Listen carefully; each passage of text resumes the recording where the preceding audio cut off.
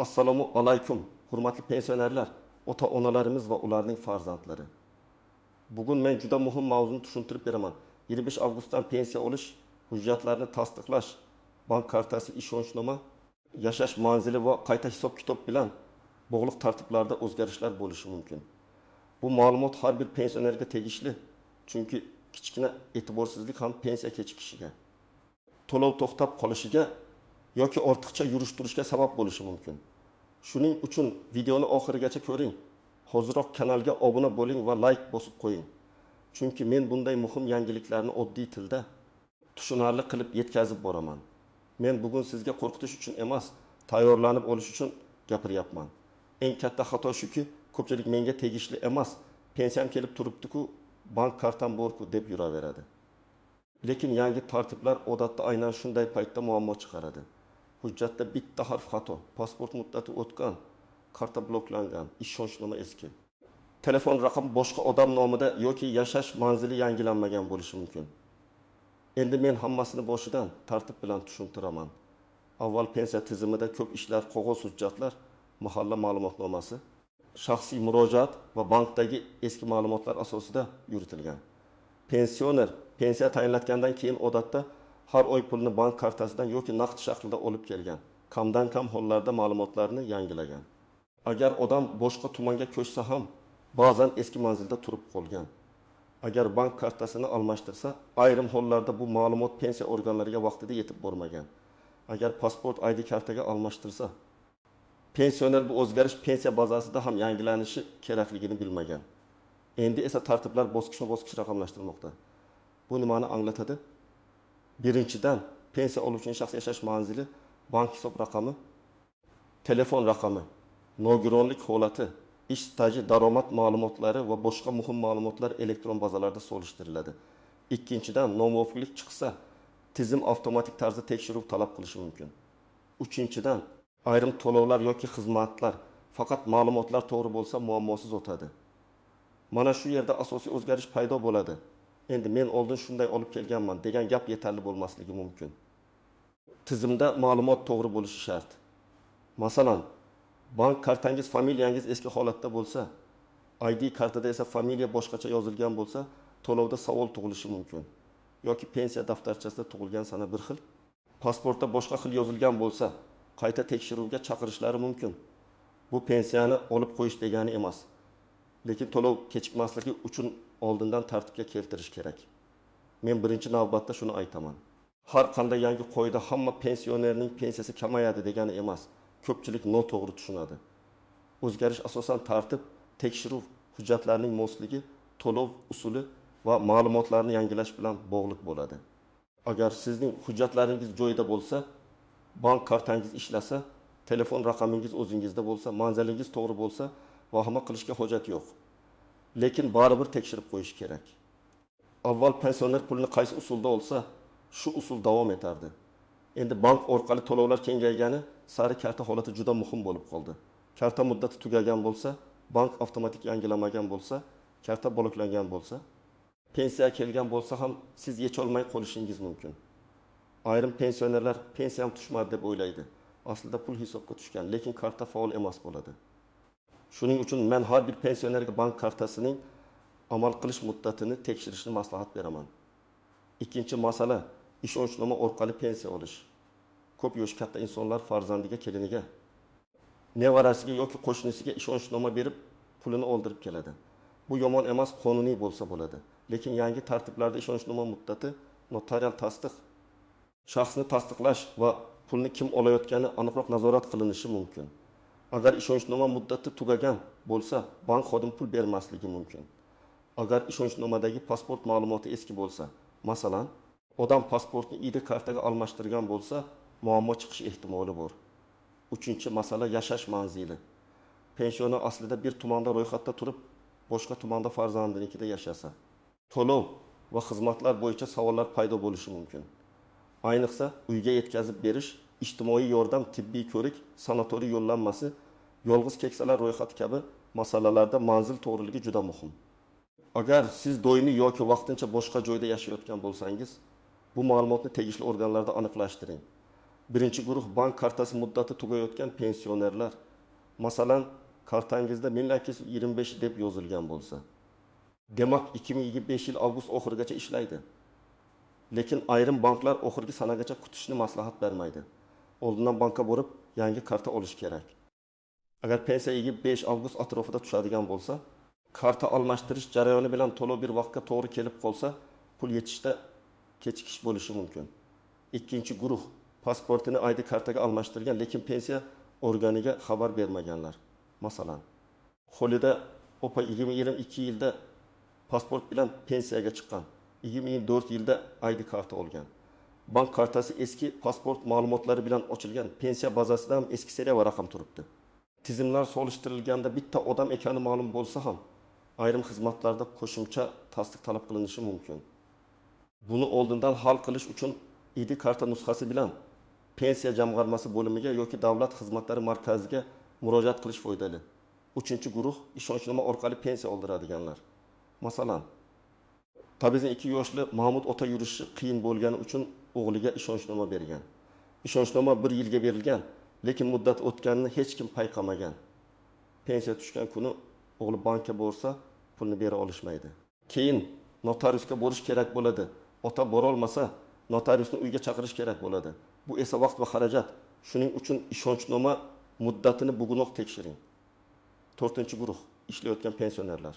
Ba'zi pensionerlar pensiya olib, yana korxonada ishlaydi. Bu qonuniy holat bo'lishi mumkin. Lekin daromad, soliq, mehnat shartnomasi va pensiya qayta hisob kitobi bo'yicha ma'lumotlar elektron tizimda ko'rinadi. Agar sizning ish stajingiz ko'paygan bo'lsa, ma'lum muddatdan keyin pensiyani qayta hisoblatish imkoniyati bo'lishi mumkin. Lekin buning uchun ish beruvchi sizni rasmiy ro'yxatga olgan bo'lishi, badallar va hisobotlar to'g'ri topshirilgan bo'lishi kerak. Aks holda siz men ishladim deysiz, tizimda esa staj ko'rinmaydi. 5-guruh nogironlik pensiyasi yoki nafaqasi oluvchilar. Nogironlik muddatsiz bo'lishi mumkin yoki muayyan muddatga belgilangan bo'lishi mumkin. Agar tibbiy ijtimoiy ekspertiza muddati tugasa, to'lovlarda savol paydo bo'ladi. Shuning uchun nogironlik ma'lumotnomasi muddati, qayta ko'rik sanasi va elektron bazada holati to'g'ri ekanini tekshirib qo'yish zarur. Agar sizning ID kartangiz yangi bank kartangiz faol pensiya har oy bir xil tartibda tushyapti, ishonchnoma ishlatmayapsiz. Yashash manzilingiz ro'yxatdagi manzil bilan bir xil. Telefon raqamingiz o'zingiz nomingizda yoki doimiy foydalanishda bo'lsa, sizda katta muammo chiqmasligi kerak. Lekin men baribir kamida 3 narsani tekshirishni maslahat beraman.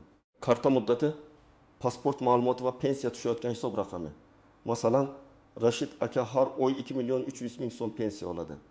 Uning ID kartasi bor. Kartasi 2027 yilgacha amal qiladi. Telefoniga bankdan SMS keladi. Pul vaqtida tushadi. Bunday holatda u har kuni idoraga yugurish shart emas. Lekin agar ertaga bank ilovasi ishlamay qolsa yoki SMS kelmasa, u qaysi bankka murojaat qilishini, qaysi telefon raqamiga qo'ng'iroq qilishini, pensiya bo'limi qayerdaligini bilib qo'ygani yaxshi. Birinchi misol, karta muddati tugagan. Dilbar OPA 1.700.000 so'm pensiya oladi. Avgust oyida pensiya tushishi kerak edi. U bankomatga bordi, karta ishlamadi. Pensiyamni kesib tashlashibdi deb xavotir oldi.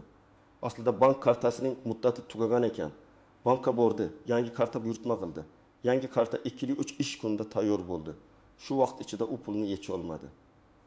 Agar u karta muddatini oldindan tekshirganida bunday stress bo'lmasdi. Ikkinchi misol, familiya o'zgargan.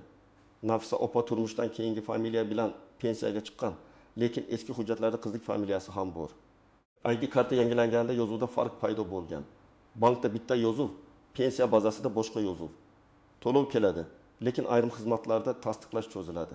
Bunday holatda nikoh guvohnomasi, ID karta, eski pasport nusxasi va pensiya hujjatlarini olib borib, ma'lumotlarni moslashtirish kerak. Uchinchi misol, ishlagan davr hisobga kirmagan. O'lim aka pensiyaga chiqqandan keyin yana 2 yil qo'rol bo'lib ishlagan. U pensiyam oshishi kerak deb o'ylaydi. Lekin korxona uni norasmiy ishlatgan yoki hisobotni to'g'ri bermagan bo'lsa, bu davr tizimda ko'rinmaydi. Demak, u mehnat shartnomasi, ish haqi ma'lumotnomasi. Soliq yoki ish beruvchidan tasdiqlovchi hujjatlarni yig'ish kerak. Shunchaki og'zaki gap bilan qayta hisob kitob qilinmaydi. 4-misol, ishonchnoma muddati. Zaynab momo yura olmaydi.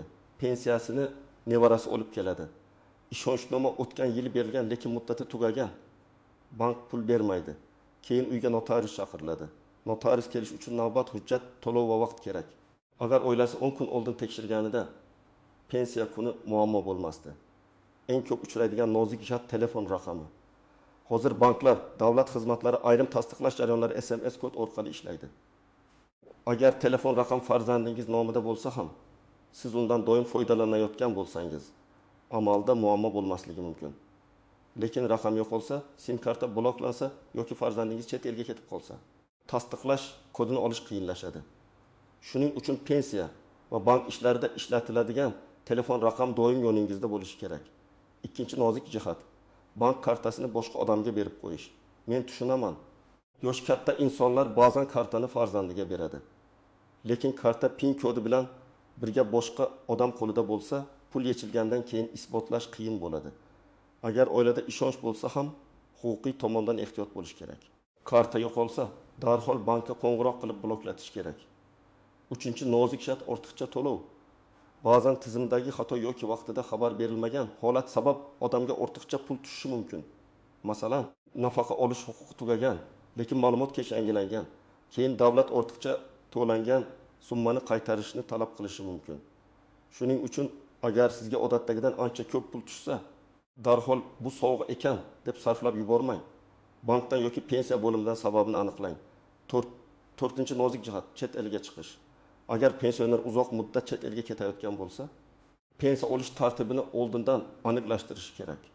Bank kartasi chet elda ishlaydimi, SMS keladimi, karta muddati tugab qolmaydimi, ishonma kerak bo'ladimi? Bularning barchasi muhim.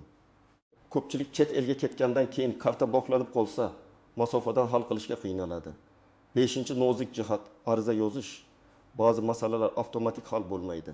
Masalan, qayta hisob-kitob qilish, bank hisobini o'zgartirish, hujjatdagi xatoni tuzatish, pensiyani boshqa hududga ko'chirish uchun albatta ariza kerak bo'lishi mumkin. Arizani og'zaki aytib ketish yetarli emas. Sizda murojaat qabul qilingani haqida tasdiq bo'lishi kerak. Ro'yxat raqami, kvitansiya, SMS yoki elektron murojaat raqami. Endi eng kerakli qismga o'tamiz. Men sizga aniq qadamlarni aytaman. Birinchi qadam, hujjatlaringizni bir joyga yig'ing. ID karta yoki pasport, pensiya guvohnomasi bo'lsa, bank kartasi, ishonchnoma bo'lsa uning asli, nogironlik ma'lumotnomasi bo'lsa uning nusxasi, mehnat daftarchasi yoki ish stajini tasdiqlovchi hujjatlar, telefon raqam ro'yxatdan o'tgan sim karta ma'lumotlari. Bularni alohida papkaga solib qo'ying. Ikkinchi qadam, bank kartangizni tekshiring. Kartaning old tomonida amal qilish muddati yoziladi. Agar muddat yaqinlashgan bo'lsa, bankka boring. Bankka borganda ID karta olib boring. Agar karta yo'qolgan bo'lsa, darhol bloklating. Agar pin kodni unutgan bo'lsangiz, bankdan qayta tiklash tartibini so'rang. Agar pensiya boshqa bankka o'tkazilishini xohlasangiz, avval yangi bank hisobini oching, keyin pensiya organiga ariza bering. 3-qadam. Pensiya bo'limidagi ma'lumotlaringizni aniqlashtiring. O'zingiz yashaydigan tuman yoki shahar pensiya jamg'armasi bo'limiga murojaat qilib, mening shaxsiy ma'lumotlarim, bank hisob raqamim, yashash manzilim va hujjat ma'lumotlarim to'g'rimi deb so'rang. Agar navbat ko'p bo'lsa, davlat xizmatlari markazi orqali yoki rasmiy elektron xizmatlar orqali imkoniyat bor yo'qligini tekshiring. 4-qadam. Ishonchnomani tekshiring. Agar pensiyani sizning nomingizdan boshqa odam olayotgan bo'lsa, ishonchnoma muddati qachon tugashini yozib qo'ying. Muddati tugashidan kamida 15 kun oldin yangilashga harakat qiling. Ishonchnomada vakilning pasport yoki ID karta ma'lumotlari to'g'ri yozilgan bo'lishi kerak. Agar pensioner yura olmasa, notariusni uyga chaqirish tartibini oldindan bilib qo'ying. 5-qadam. Yashash manzilini tartibga keltiring. Agar siz ro'yxatda bir joyda, amalda boshqa joyda yashasangiz, bu kelajakda muammo tug'dirmasligi uchun tegishli idoradan maslahat oling. Ayniqsa yolg'iz yashovchi keksalar, ijtimoiy yordam oluvchilar va uyga xizmat ko'rsatiladigan pensionerlar uchun manzil juda muhim. Mahalla, tibbiyot muassasasi va pensiya bo'limidagi ma'lumotlar bir-biriga mos bo'lsa, ko'p ish osonlashadi. 6-qadam. Qayta hisob-kitob huquqingizni tekshiring. Agar pensiyaga chiqqaningizdan keyin ishlagan bo'lsangiz, stajingiz ko'paygan bo'lsa yoki avval hisobga olinmagan ish davri topilgan bo'lsa, pensiyani qayta hisoblash uchun asos bo'lishi mumkin. Buning uchun ish joyidan ma'lumotnoma, mehnat shartnomasi, ish haqidagi hujjat, arxiv ma'lumoti kerak bo'lishi mumkin. Arxivga murojaat qilganda korxonaning eski nomi, ishlagan yillaringiz, lavozimingiz va imkon qadar aniq sanalarni yozing. 7-qadam, har bir murojaatni yozma qiling. Men har doim aytaman, hujjat bilan ishlaganda og'zaki gapga suyanmang. Agar ariza topshirsangiz, nusxasiga qabul qilingan sana va raqam qo'ydiring yoki elektron raqamni saqlang. Agar sizga rad javobi berilsa, sababini yozma so'rang. Shunda keyin qayta murojaat qilish.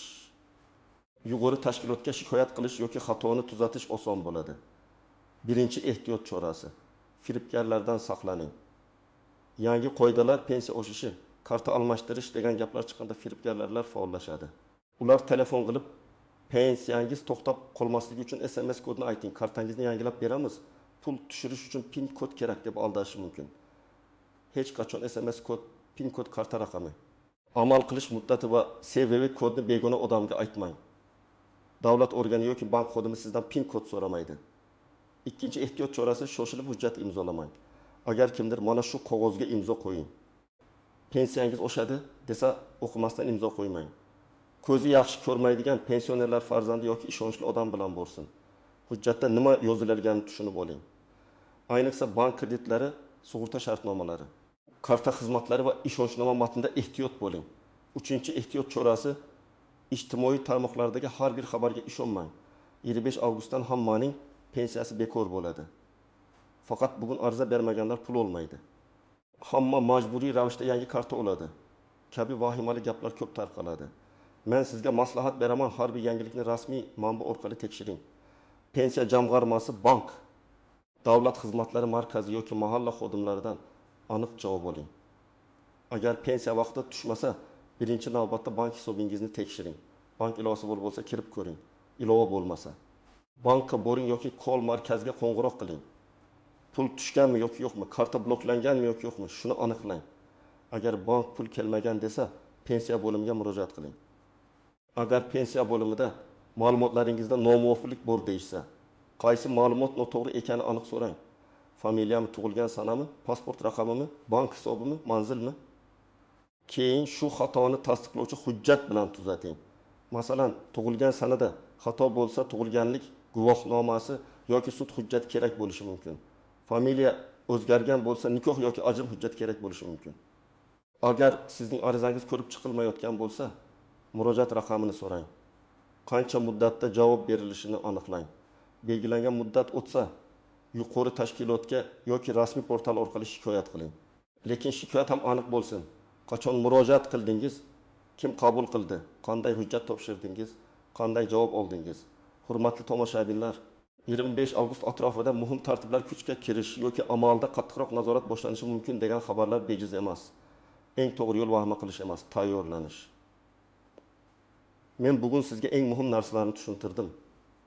Hujjatlaringizni tekshiring, bank kartangiz muddatini qarang, ishonchnomani yangilang, manzilingizni aniqlashtiring, telefon raqamingizni nazorat qiling.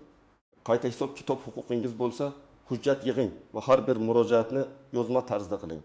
Agar siz hozir shu qadamlarni bajarsangiz, pensiya kuni asabiylashmaysiz, bank yurib qiynalmaysiz. Pulingiz kechikmaydi va huquqingizni himoya qila olasiz. Eng muhimi, hech kimga SMS kod va PIN kod bermang. Firibgarlardan ehtiyot bo'ling. Har bir yangilikni rasmiy manbadan tekshiring. Izohlarda yozib qoldiring. Sizning hududingizda pensiya olishda qanday o'zgarishlar sezilyapti? Bank kartasi yoki hujjatlar bo'yicha muammo bo'lganmi? Tajribangiz boshqa pensionerlarga yordam beradi.